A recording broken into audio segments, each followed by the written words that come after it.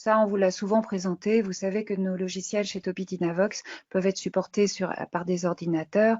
Les logiciels, eh ben, vous en avez plein pour écrire vos textes. À l'intérieur, vous allez taper vos courriers. Et puis, si vous avez un souci, vous avez les modèles. Et puis, vous pouvez même utiliser la loupe ou la copine pour vous aider. Les logiciels de Tobii Dynavox sont faits au départ pour nos appareils. Donc, tous ces appareils avec des commandes oculaires ou alors des appareils plus légers et très robustes qui sont des systèmes dédiés à la communication.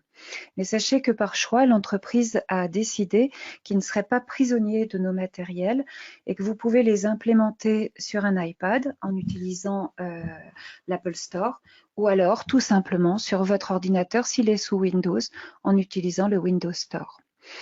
Les logiciels dont nous allons parler aujourd'hui peuvent concerner Snap, on n'en parlera pas trop aujourd'hui, mais surtout Snapseed.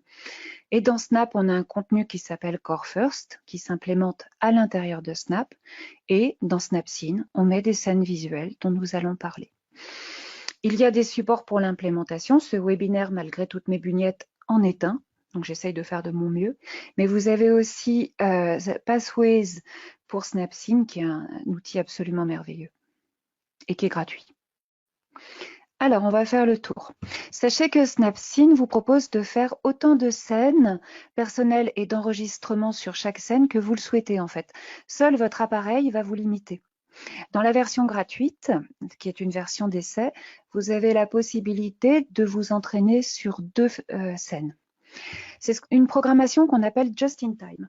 Et je dois vous avouer qu'il y a longtemps, quand je ne travaillais pas encore pour Tobii Dynavox, c'est cette programmation Just in Time qui m'avait fait tomber red dingue amoureuse de Snapseed parce qu'elle est extraordinairement souple en fait. Elle se fait à l'instant. Et le fait qu'elle se fasse à l'instant, ça permet de tirer parti sans l'interrompre de l'interaction et de la communication avec les personnes. Parce que c'est jamais une machine qui va apprendre à un enfant à communiquer ou à un communicateur émergent en difficulté à communiquer, mais c'est la qualité de ce qu'on va vivre dans le contexte. Et pouvoir le saisir avec une application comme ça, magique, extrêmement rapide, ça permet de saisir cet instant sans l'interrompre. Quand vous avez saisi votre instant, vous pouvez sélectionner des caractéristiques qui vous semblent pertinentes, vous en apercevez ici sur la photo, et créer ce qu'on appelle des étiquettes. Donc les étiquettes, et ben voilà, elles s'accrochent sur les hotspots, et les hotspots, vous les voyez en rouge. Enfin, toutes les méthodes d'accès nécessaires à la personne sont fournies dans l'application, tout simplement parce que c'est une application Tobii Dynavox et que nous disposons de toutes les possibilités d'accès qui existent actuellement. Après, tout dépendra de celles que votre machine supporte. Comme toutes les applications de Tobii Dynavox, celle-ci est construite en Evidence-Based Practice. Donc, si vous avez participé au tour, vous savez déjà de quoi je parle. C'est la façon que nous avons de trianguler les preuves scientifiques extérieures, l'avis des experts et également la perspective des clients, utilisateurs et des personnes qui les entourent. Chacune a autant d'importance. Personne ne pèse moins lourd ni plus lourd que les autres. On a beaucoup utilisé les travaux de Janice Light et de Catherine Drager, que vous apercevez ici, qui travaillent à l'université de Penn State. Sachez qu'ici, il y a le nom de leur université et puis une petite phrase en anglais. Je vous encourage vraiment, même si vous êtes peu anglophone, à taper ça dans votre barre de recherche Google parce que sur ce site, il y a des quantités de références tout à fait accessibles, quelques vidéos qui viendront très bien compléter cette présentation. Et chez Tobii Dynavox, nous avons réuni l'opinion des experts parce que les orthophonistes et les informaticiens qui ont travaillé sur ce logiciel sont des experts en CAA, mais aussi la perspective de l'utilisateur et de son entourage parce qu'on sait bien à quel point il est important d'en tenir compte pour que la recherche puisse être applicable dans la vraie vie. Ici, vous avez également des liens en EBP qui sont encore pour beaucoup en anglais. Alors, quels sont les objectifs de Snapseed? Les objectifs de Snapseed, vous les voyez en fait sur cette photo. C'est d'abord l'interaction. Puisqu'on est avec un communicateur émergent et qu'on sait qu'il a besoin d'apprendre à communiquer, ça va se faire en situation réelle, porté par un partenaire de communication qui montre à l'utilisateur, qui ici est très jeune, comment on fait pour communiquer. Puis vous savez, dans la vraie vie, il y a des petits instants tout magiques qui se produisent comme ça en un éclair et hop, c'est super de pouvoir les saisir. Et c'est pour ça qu'en fait, il y a une programmation à l'intérieur de l'application qui est just in time, en fait, qui est instantanée, extrêmement souple, de façon à saisir ce qui était vraiment porteur pour l'utilisateur au moment où il l'a vécu.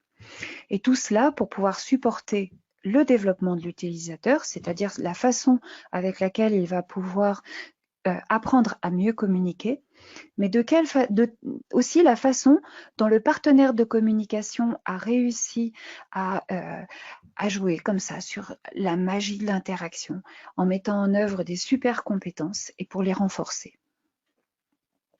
Ce que Light et Drager nous disent depuis fort longtemps, c'est qu'il est important de viser la demande, certes, mais plus que la demande. Pourquoi ? Parce qu'en fait, quand on demande quelque chose, l'objectif, c'est d'obtenir l'objet qui va avec ou l'action qui va avec. Et puis voilà, une fois qu'on l'a dans les mains, c'est fini. Du coup, on n'entraîne pas le ping-pong communicationnel. Quand on parle, on fait certes une demande, puis ensuite, au moment où on l'a fait, on va faire un commentaire, et puis l'enfant va répondre au commentaire, peut-être qu'on va lui poser une question. Et en fait, en quelques secondes, on va échanger 3-4 fonctions de communication sans même s'en rendre compte. Du coup, il est important quand on fait des scènes visuelles de se concentrer sur les objectifs interactionnels qui correspondent à ce qui est attendu pour l'âge de l'enfant si c'est un enfant, mais éventuellement pour l'interaction à l'âge adulte, par exemple quand on est un vieux monsieur avec une aphasie. Et puis, il est important que les messages soient motivants et fonctionnels. Je vais encore devoir passer une étude sur l'importance lors des apprentissages de la motivation et de la façon dont ce que nous apprenons aux enfants leur parle dans leur vie réelle.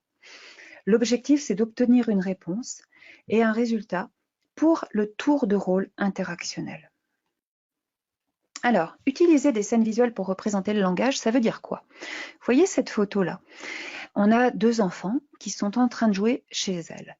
Elles sont chez elles, elles sont probablement sur le tapis, c'est moelleux, elles connaissent parfaitement ce contexte, elles savent très très bien jouer avec les balles. D'ailleurs, il y en a 2 sortes. Ce qu'on sait, c'est que pour des enfants qui sont en train d'apprendre, le contexte fait la différence.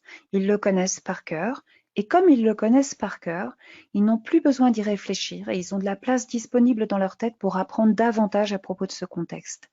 Quand on utilise des scènes visuelles prises dans la vie réelle, en fait, on utilise les connaissances de l'enfant. Vous voyez par exemple ici à gauche, vous venez de voir apparaître le pictogramme du ballon. Il est très très très différent des 2 ballons que connaissent ces fillettes. Et pourtant, elles le connaissent très bien.